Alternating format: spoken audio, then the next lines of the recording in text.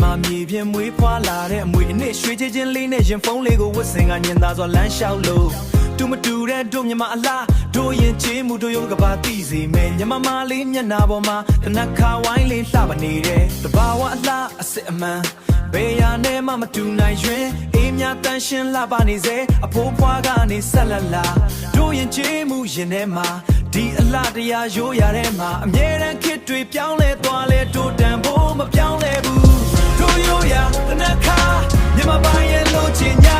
ကပောက်လာကိုမပြောင်းစေဘူးတို့လာကိုမပြောင်းစေဘူးတို့ရိုးရတနက်ခါမြန်မာနှလုံးသားနဲ့ထိမ့်သိမ့်ထားဆိုင်လန်နဲ့တူတင်ပြမယ်ကဘာကလည်းသိလာမယ်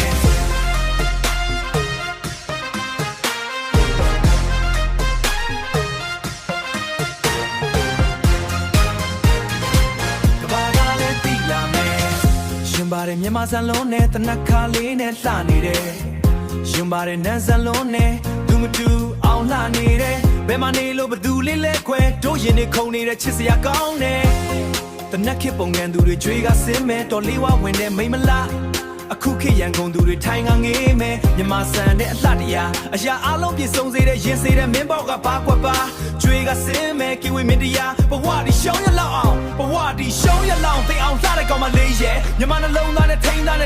နေ့တိုင်းနဲ့နှက်ခါနဲ့လိမ့်နဲ့ချင်ညာပပကိုချင်ညာကဘာတော့ချစေမယ်တို့လာကိုမပြောက်စေဘူးတို့ရိုးရာတနက်ခါမြန်မာနှလုံးသားနဲ့ထိန်းသိမ်းထားတို့တင်ပြလိုက်မယ်တို့ရင်ချေးမှုတို့ရိုးရာတနက်ခါမြန်မာပိုင်းရဲ့လို့ချင်ညာ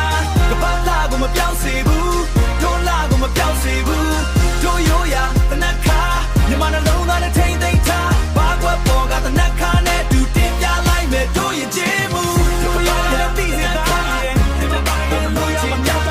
ဘာလာကိုဆက်လက်ပေးတို့ချေးကိုထိန်းတာမယ်ရန်တဲ့မြန်မာလားရွှေချင်းတဲ့ရက်ခေါ်မြန်မာရိုးရာဝတ်စုံနဲ့ပေါင်းစပ်ထားတဲ့တဲ့သူမတူအောင်လာတဲ့လက်တရားစိတ်နာကချိတ်ဆက်ထားတို့ရင်ချေးမှုထိန်းသိမ်းမယ်တို့မြန်မာရဲ့မြန်မာတနက်ခါ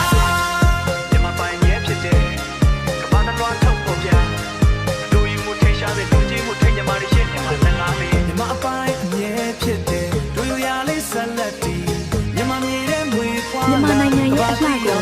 ခံစားလိုက်ပါ